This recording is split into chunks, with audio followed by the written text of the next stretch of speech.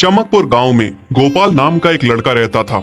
उसकी सौतेली माँ और बाप ने उसे घर से निकाल दिया था। उसकी सौतेली माँ ने सब कुछ अपने और अपने बच्चों के नाम पे कर रखा था और गोपाल को हिस्से के नाम पे 3 गायें दे रखी थी। गोपाल पढ़ा लिखा तो बहुत था, पर नौकरी ना मिलने के कारण उसने सोच लिया था कि वो अब उन तीनों गायें की खूब देख रेख करके उनसे जो दूध मिलेगा उसे बेच के अपना कारोबार चलाएगा। अब मैं बिल्कुल अकेला हो गया हूँ। गौ माता, तुम तीनों के अलावा मेरा अब कोई भी नहीं है। बस मेरा घर चलाने के लिए तुम तीनों को मेरी मदद करनी होगी। तीनों गायें बहुत ही हट्टी कट्टी और जवान थीं और रिश्ते में भी एक दूसरे की बहनें लगती थीं। चंपा, चमेली और मैना। मैना सबसे बड़ी और समझदार गाय थी। चंपा गर्भवती थी और चमेली को अभी अभी बच्चा हुआ था। वो दूध दे रही थी, जिसके दूध को बेच के गोपाल का थोड़ा बहुत घर चल रहा था। पर गोपाल को अब चंपा और मैना पे पूरा भरोसा था कि जब उनका बच्चा हो जाएगा तो वो खूब दूध देने लगेंगी और जिससे उसका कारोबार अच्छे से सेट हो जाएगा।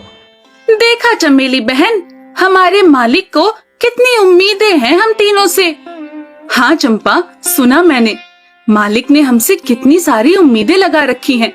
और उम्मीद रखे भी क्यों ना, कितना समय खर्च करते हैं मालिक हम पे और कितनी सेवा करते हैं हमारी, कितना खिलाते पिलाते हैं हमें।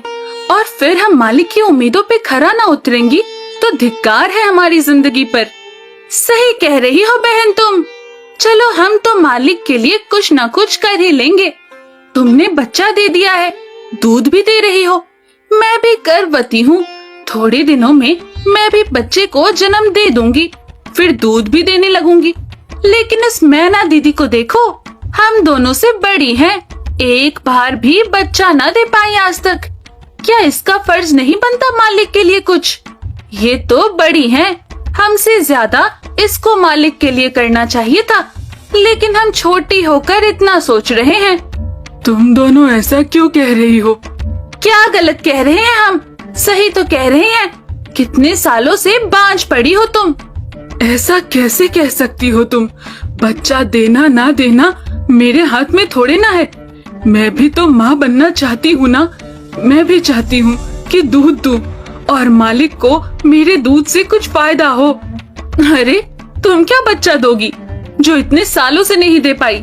तुम ये ख्वाब लेना बंद करो कि तुम बच्चा दोगी और तुम्हारे दूध से मालिक को कोई फायदा होगा। दोनों छोटी बहनें बड़ी बहन मैना की बेबसी का मजाक उड़ाती हैं और उस पे हंसती हैं। इस बात से मैना बहुत दुखी होती है और रोती है कि उसी की बहनें उसको दिलासा देने की बजाय उसे ताने मार रही हैं, उसका मजाक उड़ा रही हैं। फिर एक दिन गोपाल का पड़ोसी उससे कहता है, अरे गोपाल, तुम्हारी 2 गायें तो ठीक है, एक गाय का क्या है? उससे तुम्हें कोई फायदा नहीं है, बेच क्यों नहीं देते उसे? अरे नहीं नहीं भाई साहब, बेचना क्यों उसे? अभी बच्चा नहीं दे रही तो क्या पता कल वो बच्चा दे दे। कोई भी काम जल्दबाजी में नहीं करना चाहिए। अरे नहीं गोपाल, मेरे कहने का ये मतलब था कि तुम्हें अपना कारोबार जल्द खड़ा करने की जरूरत है, क्योंकि तुम्हारे घर वालों ने तुम्हारे साथ जो कुछ भी किया वो बहुत गलत था। अब तुम्हें जो भी करना है अकेले ही करना है। आगे शादी भी तो करनी है तुम्हें, उसके लिए भी खूब पैसा कमाना पड़ेगा। जब तुम्हारी सारी गायें दूध देंगी तभी तो कारोबार अच्छा चलेगा ना। हाँ, बात तो तुम सही कह रहे हो भाई। मेरी मानो तो तुम अपनी गायों को क्रॉस करवा के देख लो, शायद उससे बच्चा हो जाए। हाँ, ये सुझाव तुमने सही दिया, मैं कल ही ऐसा कर लेता हूँ।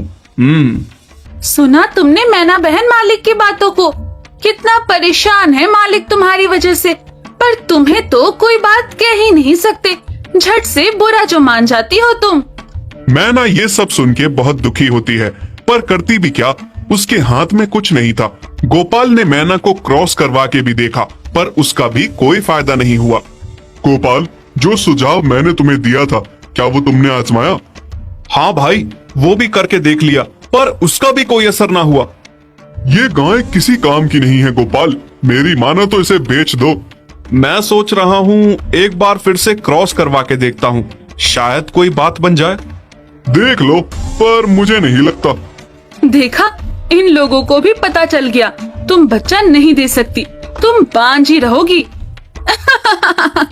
सही कह रही हो तुम दीदी, इतने जतन करने के बाद भी बच्चा नहीं हो रहा, तो अब क्या होगा? गोपाल मैना को एक बार फिर से क्रॉस करवा लेता है। दोनों बहनें चंपा और चमेली मैना के बांझपन का मजाक उड़ाती हैं और उस पे खूब हंसती हैं। फिर एक दिन मैना चमेली के बच्चे के साथ खेल रही थी कि तभी चंपा देख लेती है। हाँ देख तो चमेली दीदी, ये मैना दीदी तेरे बच्चे के साथ क्या कर रही है? मुझे समझ में नहीं आ रहा, तू इस बांझ के साथ अपने बच्चे को कैसे छोड़ सकती है?